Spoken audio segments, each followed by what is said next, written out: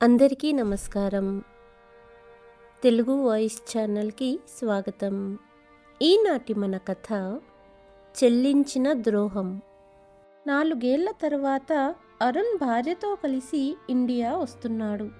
గ్రామంలో తల్లి తండ్రి 2 అంతస్తుల సొంత ఇంట్లో ఉండేవారు. తండ్రి 6 సంవత్సరాల క్రితం మరణించాడు. అప్పటి నుండి అరుణ్ తల్లి ఒంటరిగా ఉంటుంది. పై అంతస్తు అద్దెకు ఇచ్చి కింద ఇంట్లో మాలతి ఉంటుంది. కొడుకు కోడలు వస్తున్నారని తెలిసి మాలతి చాలా సంతోషంగా ఉంది. ఉదయం నుండి వంటింట్లో కొడుకు కోడలు కోసం రకరకాల వంటలు చేయడంలో నిమగ్నమయ్యింది. కొడుకు కోడలు గదిని శుభ్రం చేసింది. కొడుకు చాలా రోజుల తర్వాత వస్తున్నాడు, వాడికి దేనికి లోటు రాకుండా చూసుకోవాలి అనుకుంటూ వంటలన్నీ పూర్తి చేసి కొడుకు కోడలు గదిని శుభ్రం చేసింది మాలతి. మాలతికి వంట చేయటం చాలా ఇష్టం. అలాగే చిన్నప్పుడు తల్లి చేతులతో వండిన వంటలన్నీ ఇష్టంగా తినేవాడు అరుణ్. అందుకే కొడుకుకు చాలా రకాల పిండి వంటలు సిద్ధం చేసింది తల్లి. మధ్యాహ్నం అయ్యింది. కొడుకు కోడలు వచ్చారు.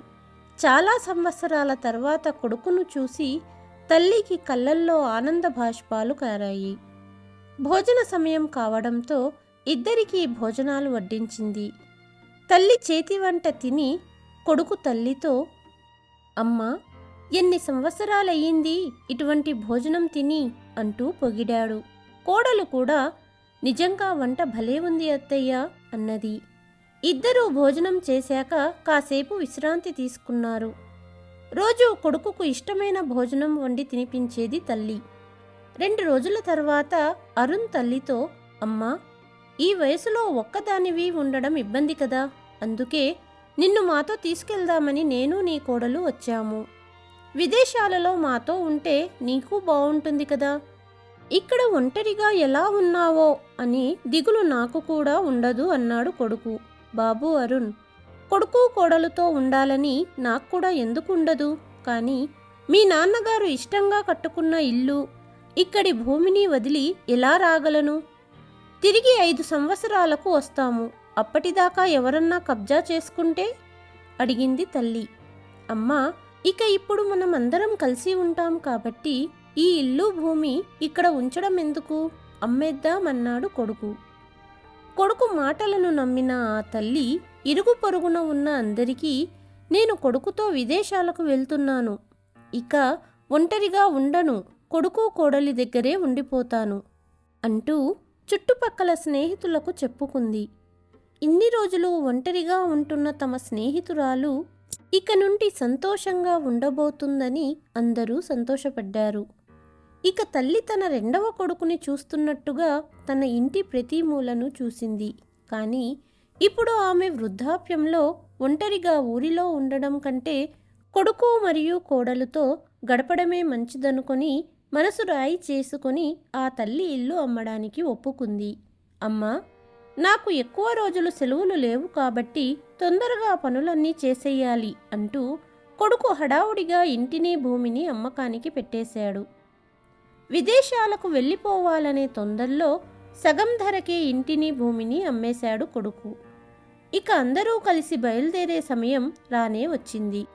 అత్తయ్య, మీ విలువైన వస్తువులు ఏమన్నా ఉంటే నా బ్యాగులో పెట్టండి, ఎందుకంటే ఎయిర్పోర్ట్లో చెక్ చేస్తారు కదా, అందుకు ఇంటికి వెళ్ళాక మీకు తిరిగి ఇచ్చేస్తాను అన్నది కోడలు. సరే అంటూ పెళ్లినాటి బంగారు గాజులు, పెద్ద హారము అన్నీ కోడలుకి ఇచ్చింది అత్తగారు. కొడుకు కోడలుతో టాక్సీలో కూర్చొని ఎయిర్పోర్టుకు బయలుదేరింది. ఎయిర్పోర్టుకు వచ్చిన తర్వాత కొడుకు తన తల్లితో ఇలా అన్నాడు, అమ్మా, నువ్వు ఇక్కడ బెంచీ మీద కూర్చో, నేను నీ కోడలు సామాను మరియు బోర్డింగ్ పాసులు చెక్ చేయిస్తాము, కొంత సమయం పడుతుంది అని లోపలికి వెళ్ళారు. చాలా సమయం గడిచినా కొడుకు తిరిగి రాలేదు. చాలామంది జనం ఉంటారేమో, అందుకే టైం పడుతుంది అనుకుంది ముసలి తల్లి. చీకటి పడుతుంది. ప్రజల రాకపోకలు కూడా తగ్గుముఖం పట్టాయి. ఇక తల్లికి ఆందోళన మొదలయ్యింది. అక్కడ పనిచేసే ఒక పోర్టర్ వచ్చి, అమ్మా, నేను మిమ్మల్ని ఉదయం నుండి ఇక్కడే చూస్తున్నాను, మీరు ఇక్కడ ఎందుకు కూర్చున్నారు? మీరు ఎవరిని కలవాలనుకుంటున్నారు అని అడిగాడు. మాలతి భయంతో కూడిన స్వరంతో, నేను నా కొడుకుతో వచ్చాను. నన్ను విదేశాలకు తీసుకెళ్లడానికి కొడుకు కోడలు నన్ను ఇక్కడికి తీసుకువచ్చారు. సామాను చెక్ చేయడానికి లోపలికి వెళ్ళారు, కానీ చాలాసేపు అయ్యింది, ఇద్దరూ రాలేదు అనింది. అమ్మా, మీ అబ్బాయి పేరేంటి? అసలు ఎక్కడికి తీసుకెళ్తా అన్నాడు? పోర్టర్ అడిగాడు. నా కొడుకు పేరు అరుణ్, అమెరికా తీసుకెళ్తా అన్నాడు అన్నది మాలతి. ఉద్యోగి లోపలికి వెళ్ళి కొంతసేపటి తర్వాత బయటికి వచ్చాడు. అమ్మా, మధ్యాహ్నమే అమెరికా ఫ్లైట్ వెళ్ళిపోయింది. మీ అబ్బాయి కూడా ఆ ఫ్లైట్ ఎక్కి వెళ్ళిపోయుంటాడు. ఇప్పుడు నువ్వు ఇక్కడ కూర్చోవడం వల్ల ప్రయోజనం లేదు. నువ్వు కూడా నీ ఇంటికి వెళ్ళు అన్నాడు. పోర్టర్ మాటలు మొదట నమ్మలేదు ఆవిడ. అందుకే చీకటి పడే వరకు కొడుకు కోసం ఎదురు చూస్తూనే ఉంది. కానీ సమయం గడుస్తున్న కొద్దీ పోర్టర్ చెప్పిన మాటలు నిజమే అనుకుంది. తన కొడుకు కోడలు తనకు ఇంత ద్రోహం చేస్తారని కలలో కూడా అనుకోలేదు మాలతి. ఇప్పుడు తను ఎక్కడికి వెళ్ళాలో అర్థం కావటం లేదు. కొడుకు ఊరిలోని ఇల్లు భూమిని అమ్మేశాడు. నమ్మించి డబ్బంతా తీసుకున్నాడు. ఇప్పుడు నేను ఎక్కడ ఉండాలి, ఎలా బ్రతకాలి అనుకుంటూ కళ్ళల్లో నీళ్లు కారుతున్నాయి మాలతికి. అంతలో ఆ పోర్టర్, అమ్మా బాధపడుకు, నీ ఊరి పేరు చెప్పు, నేను బస్సెక్కిస్తాను అంటూ బస్సెక్కించాడు. బాధతో మాలతి అమ్మేసిన తన ఇంటికి తిరిగి వచ్చి బయట అరుగుపై కూర్చుని తన ఇంటివైపు చూస్తూ ఉంది. ఆమె తన భర్తను గుర్తు చేసుకుని, ఈరోజు మీ కొడుకు నన్ను ఎంత మోసం చేశాడో చూడండి. నన్ను వాళ్లతో తీసుకెళ్లడం ఇష్టం లేకపోతే కనీసం ఈ ముసలి తల్లి ఇంటిని అమ్మకుండా ఉండొచ్చుగా. ఇప్పుడు నేను ఎక్కడ ఉంటాను? మాలతి రాత్రంతా తను అమ్మేసిన ఇంటి బయట అరుగు మీద పడుకుంది. ఉదయం ఇంటి యజమాని వచ్చి మాలతిని చూసి, అమ్మా, నువ్వు నీ కొడుకుతో విదేశాలకు వెళ్తాను అన్నావు కదా, మళ్ళీ తిరిగి వచ్చావేమిటి అని అడిగాడు. అప్పుడు మాలతి కొడుకు చేసిన మోసాన్ని అతనికి వివరిస్తూ కన్నీళ్ల పర్యంతమయ్యింది. అయ్యో అమ్మా, బాధపడకు, ఈ ఇంటిని బాడుగకు ఇద్దామనుకుంటున్నాను. కాబట్టి నువ్వు బయట ఉన్న ఆ రూంలో ఉండు, మిగిలిన ఇంటిని బాడుగకు ఇస్తాను అన్నాడు. అంతలో చుట్టుపక్కల వారందరూ మాలతి చుట్టూ చేరారు. అయ్యో మాలతి అనుకుంటూ చెరొక సహాయం చేశారు. ఒకరు రేషన్ సామాన్లు, మరొకరు వంట పాత్రలు, ఇంకొకరు దుప్పట్లు. ఇలా ఒక్కొక్కరు ఒక సహాయం చేయటంతో మాలతి రూంలో అన్నీ సమకూర్చుకుంది. ఒక వారం గడిచింది. రేషన్ వస్తున్నాయి. ఎన్ని రోజులు ఇలా ఒకరి సహాయం తీసుకోవాలి అనుకుంటూ సొంతంగా ఈ వయసులో ఏమి చెయ్యగలను అని ఆలోచించి తనకు ఎంతో ఇష్టమైన వంటను మళ్ళీ ప్రారంభించింది. కమలా హోమ్ ఫుడ్స్ అని తను ఉంటున్న రూమ్ బయట బోర్డు పెట్టింది. స్నేహితురాలి వద్ద అప్పు తీసుకొని నెలకు కావలసిన సామానంతా కొనింది. ఇంటి వంట కాబట్టి రోజూ మధ్యాహ్నం 8 మంది బ్యాచిలర్స్ వచ్చి తినేవారు.